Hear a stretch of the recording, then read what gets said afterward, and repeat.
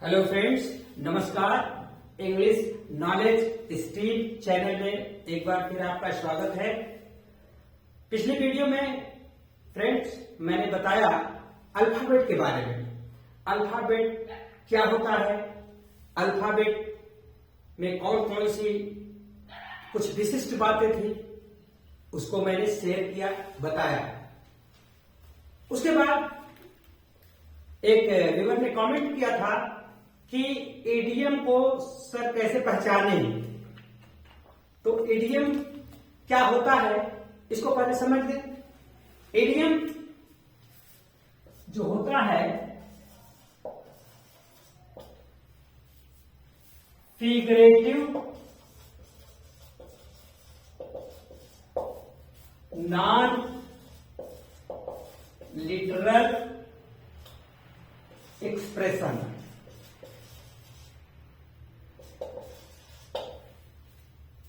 Idiom हमेशा figurative होता है और नॉन लिटरल एक्सप्रेशन करता है। फिगरेटिव मतलब वो सार्वगर्भित अर्थ को निकालता है और नॉन लिटरल का मतलब होता है उसका शाब्दिक अर्थ नहीं निकाला जाता है। पहचानने की बात तो करें तो बड़ा सीधा सा इसका जवाब है कि इडियम या मुहावरा हिंदी में अपने आप स्पष्ट हो जाता है। अगर उसका अर्थ आपको लिटरल निकल रहा है तब वो मुहावरा नहीं हो सकता है। अगर लिटरल यानी शाब्दिक अर्थ उसका निकल रहा है तो इडियम नहीं हो सकता। नहीं निकल रहा है शाब्दिक अर्थ तो वो हमेशा जो है इडियम होता है। मीनिंग से दूसरे शब्दों में कि इसका शाब्दिक अर्थ कभी भी इडियम का नहीं निकलता है। अब एक उदाहरण के माध्यम से आपको ज्यादा स्पष्ट करना चाहेंगे। जैसे एक शब्द होता है होमोनिम। शायद आप होमोफोन से परिचित होंगे। होमोफोन से परिचित होंगे। होमोफोन का मतलब होता है सेम। फोन का मतलब होमो मतलब सेम, फोन मतलब आवाज। जैसे राइट और राइट। इसका मतलब यह हुआ कि आवाज भी वही है, आवाज वही है, बट इसकी स्पेलिंग अलग है और इसका अर्थ भी अलग है। राइट माने लिखना, राइट माने ठीक। लेकिन यहां जो होमोनिम होता है वो होता है, मान लो राइट राइट राइट। ये होमोनिम राइट माने एक तो होता है ठीक, राइट माने होता है दाहिना और राइट माने होता है अधिकार। ये तीनों आवाज एक रहेगी, स्पेलिंग एक रहेगी, बट इसका जो मीनिंग होगी वो अलग अलग होगी। तो कहोगे साहब इसको हम कैसे पहचाने कि ये होमोनिम है, इसका कैसे हम पहचान पाएंगे कि कहां किसका प्रयोग करेंगे? तो आपके समझदारी पर डिपेंड करता है। जैसे आप जा रहे हैं, किसी से रास्ता पूछे, उस कार की जाइए सामने, वहां राइट मुड़ जाइएगा।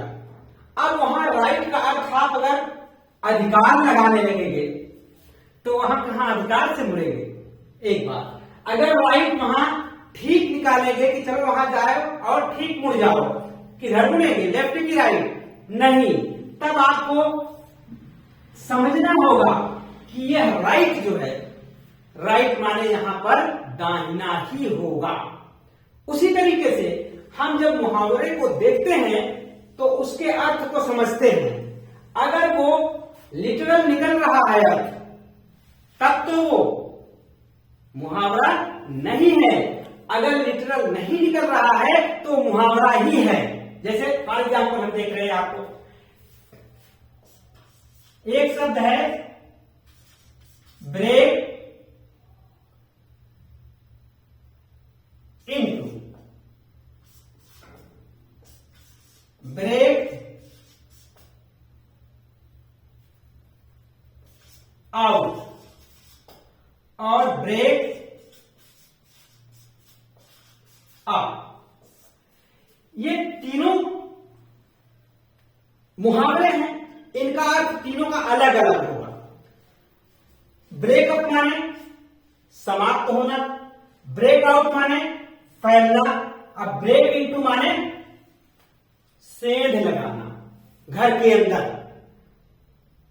तो पहली चीज यह है, पहचानने के लिए आपको मुलाकात करनी पड़ेगी किसी से। किसी को तब पहचानेंगे जब उससे बार बार मिलेंगे तो आप पहचान जाएंगे।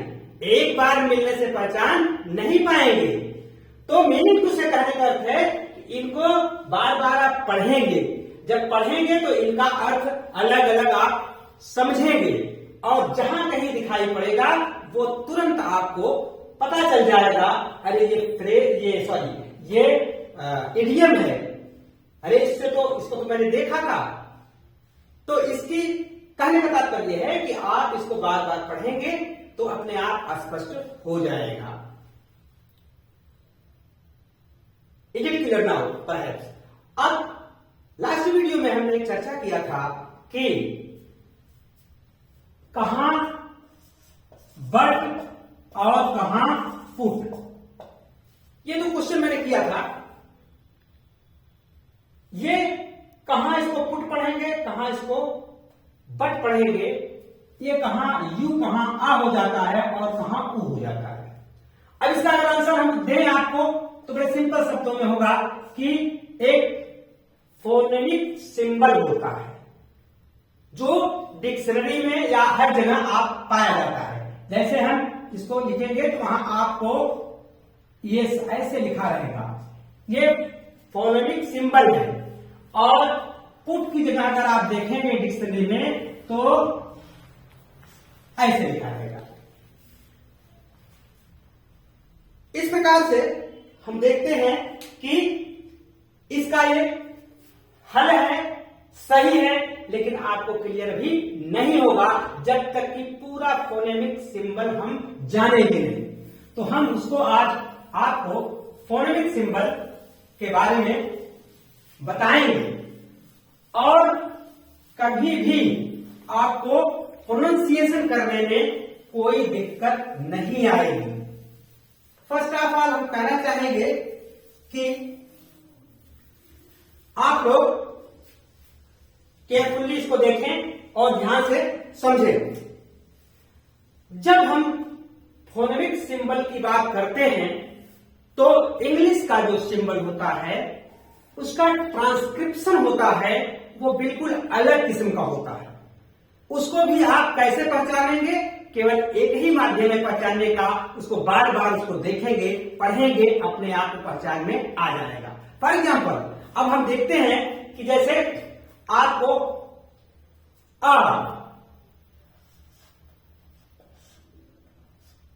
ये आ है।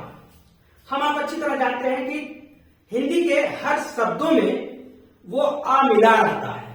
जैसे क कहेंगे तो आधा क के लिए हलंत लगाएंगे, तब वो आधा का होगा, हलंत हटा लेंगे तो पूरा का उसमें आ मिल जाएगा। फॉर एग्जाम्पल अगर हम स्वागतम लिखते हैं तो हम क्या लगाते हैं? स्वागतम लिखते हैं हिंदी में, तो यहां हम आप लगाते हैं ये स्वागतम लगाते हैं। ये क्या है?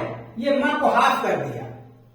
तो इसी तरह से अंग्रेजी में भी होता है, लेकिन अंग्रेजी में थोड़ा सा डिफरेंस होता है कई चीजों में हिंदी के ग्रामर से। जैसे हम अगर कहें गेट और गेट, ये दो शब्द हैं।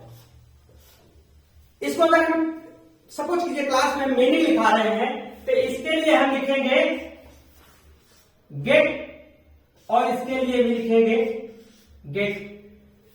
तो हिंदी में गेट और गेट वैसे ही लिखेंगे। हिंदी में लिखने में मोस्टली क्या करते हैं, ऐसे लिखा जाता है। लेकिन अंग्रेजी में पढ़ेंगे हम तो इसको गेट पढ़ेंगे, इसको गेट पढ़ेंगे, इसको गेट पढ़ेंगे। कारण है क्योंकि अंग्रेजी में इसका सिंबल दूसरा है, इसका सिंबल दूसरा है। जैसे हिंदी में कोई शब्द होता है, मैं आज देर से आ गया, देर नहीं कहेंगे, देर कहेंगे। इसमें साठ वाला है ही नहीं विधान हिंदी में। जैसे हम कहें कि जंगल में शेर रहता है, शेर रहता है कहेंगे हिंदी में, ये नहीं कि जंगल में सिर रहता है। सिर, देर, मेरे पेट में दर्द है, मेरे पेट में दर्द है, नहीं, ऐसा नहीं कर सकते हिंदी में। हिंदी में पेट कैसे लिखेंगे? तो हिंदी में प्रायः ये प्रॉब्लम आती है, बट ऐसा नहीं है कि उसका सलूशन नहीं है, उसका सलूशन है। अंग्रेजी के माध्यम से हिंदी में भी लिखा जा सकता है। हम उसी को आज आपसे शेयर कर रहे हैं, आपको आज आपको पढ़ा रहे हैं। और आप ध्यान से देखें,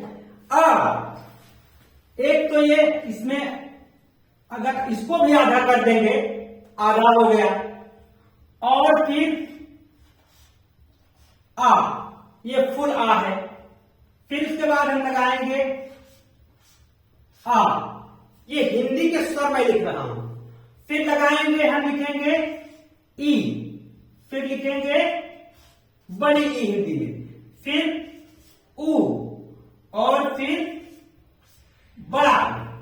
ये हिंदी के स्वर वाले हैं हिंदी के। और फिर इसके बाद री नहीं होता है, आता है ए। फिर इसको कहते हैं ए, फिर ओ, आओ, फिर अन, और नहीं होता है। ध्यान देने की योग्य बात है, इन शब्दों को जब हम इनके सिंबल्स को देखेंगे, फोनेमिक सिंबल में जब हम देखेंगे तो इन्हीं अक्षरों को उसमें दर्शाया गया है। एग्जाम्पल समझिए, ये का जो सिंबल होगा ये डिक्शनरी में अगर ये आता है तो उसका मतलब समझिए कि वो आधा आ है।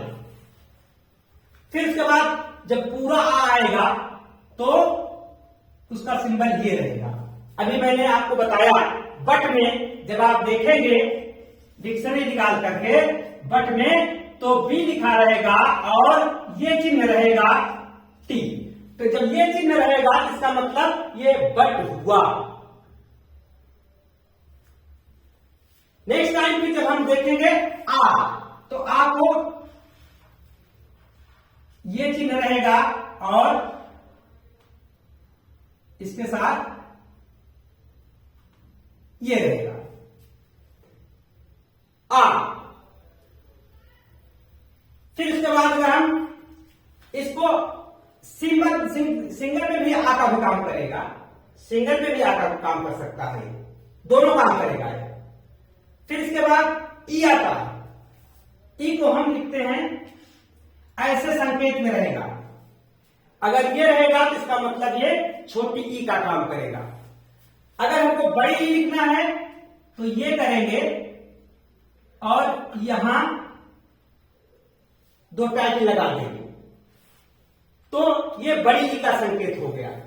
अगर यू लिखेंगे, ऊ लिखेंगे तो यू का ही ऐसे सिंबल रहेगा, और जब बड़ा ऊ रहेगा तो पुनः इसमें दो टाइटल लग जाएंगे।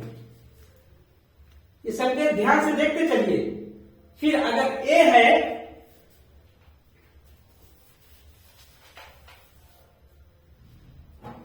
अगर ए है तो इसके लिए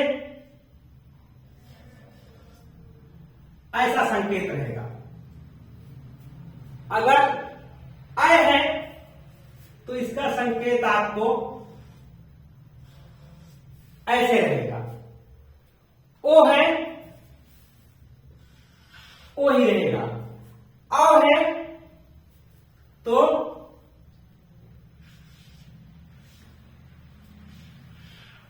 ये रहेगा, और ये है इसके लिए ये संकेत रहेगा। अब देखिए, ये तो हिंदी के वर्ण थे, हिंदी के स्वर थे, लेकिन आप जानते हैं 26 लेटर होते हैं इंग्लिश अल्फाबेट में, लेकिन साउंड निकलते हैं 44 साउंड निकलते हैं, क्योंकि इसमें डिफथांग होता है। डिफथांग का मतलब होता है कि संयुक्त स्वर, दो स्वर मिलकर के एक उच्चारण करेंगे। फॉर एग्जाम्पल हम देखते हैं, अब देखिए जैसे आपने देखा होगा ओ, ठीक है। अब एक शब्द ओ और औ के बीच में होता है,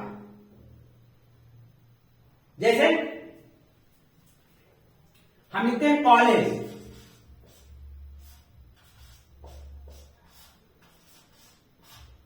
ये कॉलेज नहीं है, न ही कॉलेज लिख सकते हैं। का और ओ के बीच में एक आवाज आती है, उसको कहते हैं, इस चिन्ह से संकेत करते हैं, जो कॉलेज कॉलेज कॉलेज, जो कॉलेज कहेंगे। और इसको जब हम लिखेंगे कॉलेज को, तो जैसे हमें को लिखना है कॉस्ट, ये कॉस्ट, अगर इसको कॉस्ट को हम लिखेंगे, ये जो फोनेटिक सिंबल में अगर लिखेंगे हम, तो ऐसे रहेगा के और ओ, ये सिंबल है इसका, और एस टी, इसको हम कॉस्ट पढ़ेंगे। यहां देखें साथ, इसको जो साथ में पढ़ा जा रहा है कॉस्ट कॉस्ट, और इसी को अगर हम कोड COURT, तो इसमें कुछ नहीं करेंगे, इसमें के रहेगा, ऐसे ही सिंबल रहेगा, सी को यहां ये बता रहा है कि क्या पढ़िए इसको, फिर ये इसको दीर्घ कर देंगे,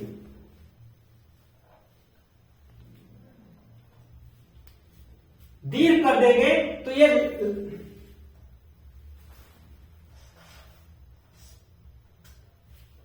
तो इसको कोर्ट, ये लांग, ये शार्ट साउंड निकालेगी और ये लांग साउंड निकालेगी।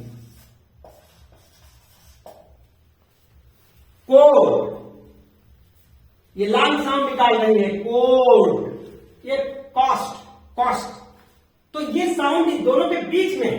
इसी तरह से देखिए, जैसे गेट और गेट की बात आई, अगर हम गेट लिखते हैं तो ये गेट हो गया, सही है, लेकिन जब हम गेट लिखेंगे तो गेट में लिखा जाएगा, उसका सिंबल जो होगा संयुक्त अक्षर डिफथांग आएगा वहां पे, डिफथांग। अब इस जो स्वर देख रहे हैं, ये तो अपना स्वर है, तो कोई बात नहीं, मैं जो अंग्रेजी के एक्स्ट्रा वॉवेल्स हैं उनके साउंड को मैं बता रहा हूं। अब इसको देखेंगे तो ये लिखा जाएगा, जैसे गेट हम लिखेंगे तो इसके लिए कैसे लिखा जाएगा,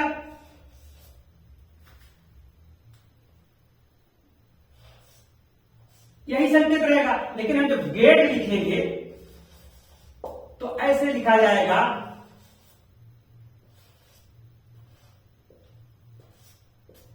ये दिस इज डिफथांग, यही है संयुक्त अक्षर। इसमें देख रहे हैं ई और आई, ये दोनों मिल करके उसको लेट गेट लगा रहे हैं। अगर खाली ई जैसे है तो गेट, जल्दी से पेन से पेन पेन,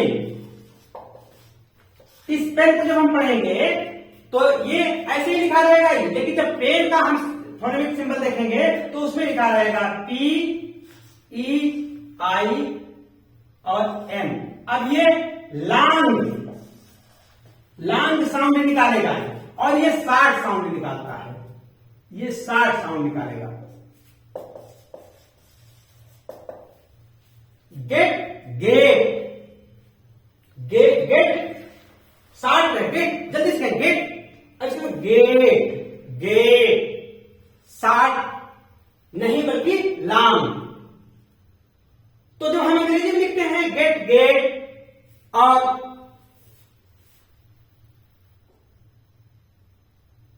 पेट, पेट पढ़ेंगे, जल्दी से पढ़ेंगे, और इसके बाद आप पेन पेन, तमाम ऐसे शब्द हैं जो एक शार्ट साउंड निकालते हैं और एक लांग साउंड निकालते हैं। तो ये वावेल के ये जो सिंबल्स हैं, ये आप इसको गौर करेंगे और जब देखेंगे तो आपको दिखाई पड़ेगा कि ये सारे सिंबल उस डिक्शनरी में, चाहे आप मैनुअल देखें या ऑनलाइन देखें, जो डिक्शनरी रहेगी उसमें ये शब्द सब रहते हैं, ये सिंबल्स रहते हैं। इनका ये नहीं लिखा रहेगा, आपको ये लिखा रहेगा। आपको ये जानना पड़ेगा कि हमको इसका मतलब ये हुआ, तो उसको आप आराम से निकाल लेंगे। और यहां आइए, देखिए एक सिंबल होता है बिकॉज, जैसे बिकॉज लिखना, इसमें भी आपको जब डिक्शनरी में देखेंगे तो यही सारे ये ए और जो है इसके स्थान पर एक शब्द बड़ा ये, इसके स्थान पर ये छपा मिलेगा आपको। इसका मतलब ना बिकॉज भी नहीं है, बिकॉज भी नहीं है, बिकॉज। ओ और औ के बीच वाली साउंड जो है, यही इंग्लिश की जो फोनेटिक सिंबल्स है, यही इसकी जटिलता समझिए या इसकी जो है कि अच्छाई समझिए कि ये शब्दों को जैसा चाहता है वैसा उच्चारण करने के लिए आपको गाइडलाइन दे देता है। ये खाली वावेल्स के हैं, हिंदी वावेल्स हैं। इन अक्षरों को आप गौर करेंगे तो आप डिक्शनरी में पाएंगे और अच्छी तरह से उसको समझ जाएंगे। हम इसको इरेज करते हैं। अब आप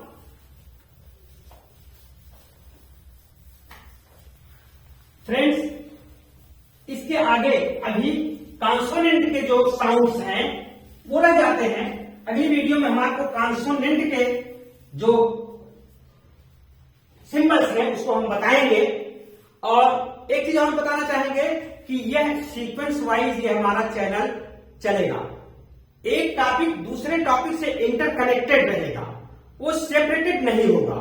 अब जैसे आज मैंने इसको आप हिंदी वॉवेल के जितने भी सिंबल्स थे मैंने बताया, अभी कॉन्सोनेंट के सिंबल बच गए हैं। जैसे आप जानना चाह रहे होंगे, जैसे CH, इसको च भी पढ़ते हैं और CH का भी पढ़ते हैं। जैसे इसको कहते हैं चेयर और इसको कहेंगे केमिस्ट्री। और वाई चेयर, वाई केमिस्ट्री। यहां वाई CH से च हुआ, यहां CH से क हुआ। क्यों हुआ, कैसे हुआ, अगली वीडियो में हम इसको आपको स्पष्ट करेंगे कि जितने कॉन्सोनेंट के वर्ड्स हैं उनके सिंबल क्या होते हैं, उसको विस्तार से हम चर्चा करेंगे। और आप इसमें से कोई चीज ना समझ में आई हो तो कमेंट में जरूर करिएगा और उसको हम अगली वीडियो में आपको उसका निदान खोजेंगे। इस तरह से ये वीडियो एक सीक्वेंस में चलेगा। जब अभी अल्फाबेट से चल रहा है, पूरा डीप में जाएंगे, फ्रॉम टॉप टू बॉटम। कोशिश ये है कि bottom to top, top to bottom, पूरी की पूरी चीज क्लियर हो जाएगी। ये अभी अल्फाबेट से ही मैंने स्टार्ट किया है और अभी आपको लिखना तो आ गया, अब पढ़ना भी, पढ़ना सही सही पढ़ें। अंग्रेजी में यही चीज बहुत जरूरी होती है कि किसी शब्द को हम अच्छी तरह पढ़ लें, नहीं तो अर्थ का अनर्थ हो जाता है और आपकी लैंग्वेज कहीं भी वो अच्छी नहीं पाई जाएगी और आप हमेशा हमेशा झेलते रहेंगे। ये नहीं इसका क्या होता है, इसको कैसे पढ़े, क्या पढ़े, ये सारी चीजें हम क्लियर करने की कोशिश करेंगे। Thank you very much.